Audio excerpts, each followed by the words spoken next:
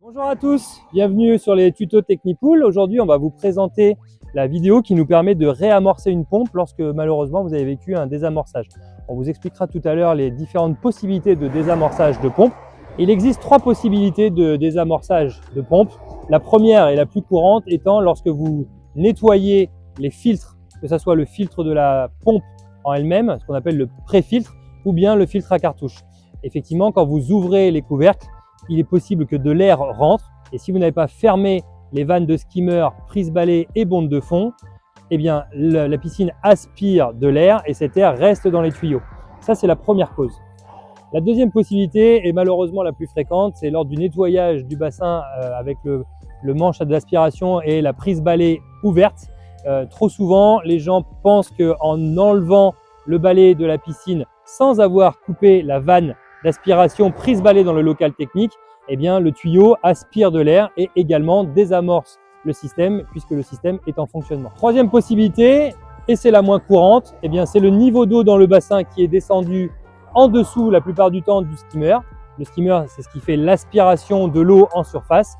Eh bien, s'il n'y a pas assez d'eau dans ce skimmer et que les vannes de skimmer sont ouvertes en fonction, eh bien, la piscine, une fois de plus, aspire de l'air et désamorce le système. Voilà, donc comme je vous l'expliquais tout à l'heure, le constat, on voit bien que dans ce qu'on appelle le pré-filtre de la pompe, donc là nous avons le panier de pré-filtre de la pompe et on voit bien que le niveau d'eau, il n'est pas suffisant pour pouvoir réamorcer la pompe. Donc c'est l'étape d'après, comment réamorcer la pompe.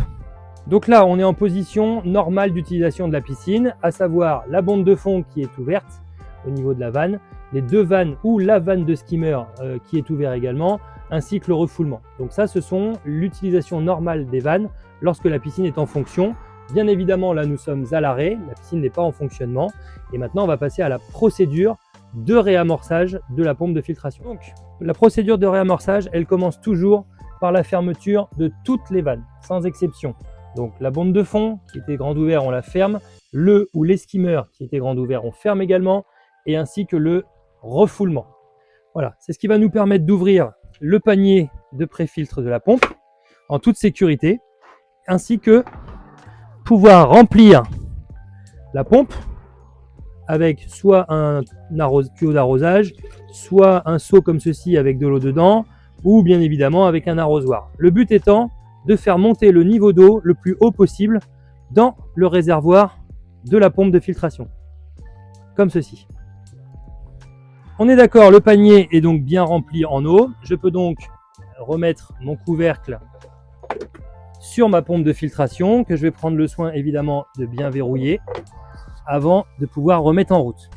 La remise en route s'effectue avec les vannes fermées dans un premier temps, puisque ce qu'on va vouloir, c'est de donner une impulsion très rapide et très nette de l'arrivée d'eau ainsi que la sortie d'eau. On entend la pompe qui se remet en route, tout doucement. Et c'est à ce moment-là qu'on va pouvoir rebasculer les vannes, la première, la bombe de fond, ainsi que le refoulement. Et là, on entend bien que la mise en route de la pompe se refait en toute normalité. On voit bien également au niveau du couvercle du pré-filtre que l'eau est bien, elle, à son niveau maximum. Elle est bien au plus haut du possible contre le couvercle. C'est le signe que la pompe est en train de se réamorcer. Donc là, notre procédure de réamorçage est en cours. Nous avons donc le niveau d'eau qui est bien haut dans la pompe. Nous avons donc la bombe de fond qui est ouverte et la vanne de refoulement qui est ouverte. Et nous allons donc réamorcer toutes les autres prises d'aspiration, à savoir les skimmers. Alors si jamais le skimmer, lorsque vous l'ouvrez, montre un signe de nouveau de désamorcement, eh bien on referme et on fait un système d'appel d'air avec la vanne.